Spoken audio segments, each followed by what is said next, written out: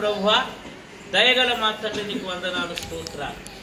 ఈ ప్రత్యేకమైన సమయంలో నీ నామమున తండ్రి ఈ మార్చి 2వ తేదీన బెంజమిన్ రూతు దంపతులను ఆశీర్వదించి అయ్యా నీ కుమారుడు అయ్యా నీ సేవలో రెవరెండ్ రాజరత్నం పాస్టర్ గారు ఎంతో ప్రయాసముతో బిడ్డలకు మంచి క్రమశిక్షణ నేర్పించి కష్టపడేటటువంటి మనసు వారి కలిగించి వారి ప్రయాసములను అయ్యా వ్యర్థం పోకుండగా వారి ఆశీస్సుల ద్వారా ఈ గృహాన్ని సంపాదించుకున్నట్టు సాయం చేసావు, నీకు వందనాలు అయ్యా. వారిని దీవించి ఆశీర్వదించి అయ్యా నీ నామములో ఈ మామూలు పట్టణంలో ఊహించలేదు, కళ కూడా కనలేదు నాయన. అసలు స్థితి ఏమాత్రం బాగలేదు, పరిస్థితులు ఏమాత్రము తారుమారైపోయినాయి. అయినా కూడా ఒక యజమానులుగా వారిని మీరు అభిషేకించారు, మీకు వందనాలు. ఒక ఇంటి వారిగా చేసినందుకే స్తోత్రం. ఒక సొంత స్థలము ఇల్లును మీరు ఇచ్చినందుకే మీకు వందనాలు. మాకంటూ ఒక గూడు ఉందని వారు ధైర్యంగా ఈ లోకం బ్రతకడానికి మీరు ఇచ్చిన ఆధిక్యతను బట్టి నీకు స్తోత్రం. అవునా తండ్రి, ఈ రుణము ఈ మేలు మేము మరవలేనిది నాయన.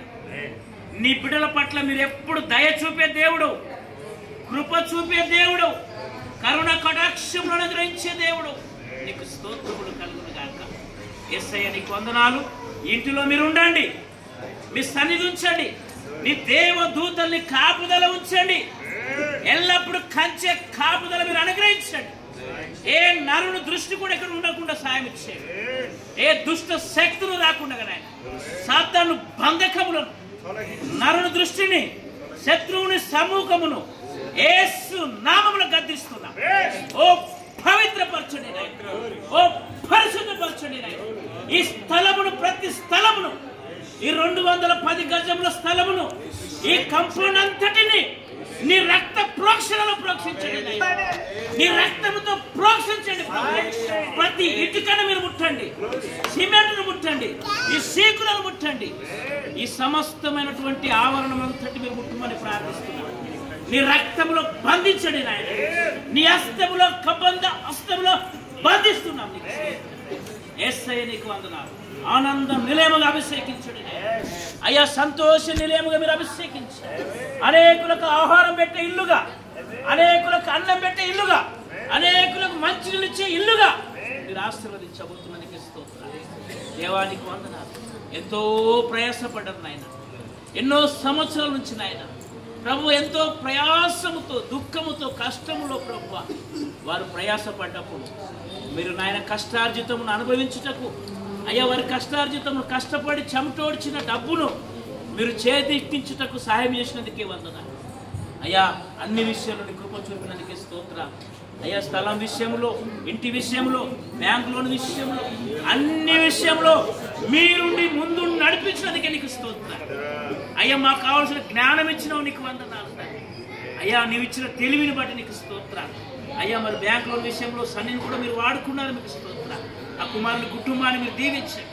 అతి త్వరలో ఆ కుమారుడు మంచి ఇల్లును మీరు దయచేయమని ప్రార్థిస్తున్నాను. నీకు వందనాలు ప్రభు అయ్యా. నీ కృపను బట్టి నీకు స్తోత్రాలు. నీ నామానికి మహిమ చెల్లిస్తున్నాం అయ్యా. పనివారిని దీవించి ఎక్కడ ఆటంకం లేకుండా, అపాయము లేకుండా అయ్యా, పనివారిని కూడా మీరు ఆశీర్వదించండి అయ్యా. సాయం కొరకు, హనుమంతు కొరకు, కుటుంబాల కొరకు ప్రార్థిస్తున్నాం అయ్యే. రోజు వంటలు వండిన వారి కొరకు ప్రార్థిస్తున్నాం, ఫోన్ చేసిన వారి కొరకు ప్రార్థిస్తున్నాం, వచ్చి వెళ్ళిన వారి కొరకు ప్రార్థిస్తున్నాం, ఇక్కడ వారి కొరకు ప్రార్థిస్తున్నాం, ప్రతి ఒక్కరి కొరకు ప్రార్థిస్తున్నాం.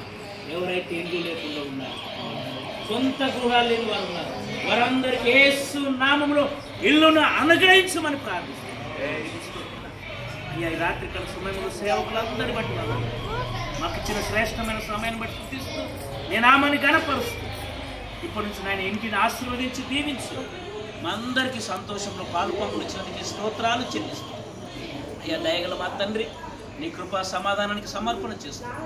యేసుక్రీస్తు నామములో ప్రార్థిస్తున్నాం పరమ తండ్రి. సంగమండలం చూసిన పాస్టర్ గారు ఆశీర్వదిస్తున్నారు. మన తండ్రి అయిన దేవుని ప్రేమయు, కుమారుడైన యేసుక్రీస్తు కృపయు, పరిశుద్ధాత్మ అన్యోన్య సహవాసం సదాకాలము ప్రభు అక్కడ పరింద్రము అందరికీ తోడై ఉండును గాక. ముఖ్యంగా ఇంటి యజమానికి, కుటుంబానికి, పిల్లలకి తోడై ఉండును గాక. ఆమేన్. హల్లెలూయా. హల్లెలూయా. అందరూ ప్రేజనాలు తీసుకోవచ్చు. వందనాలు ప్రేజులందరూ.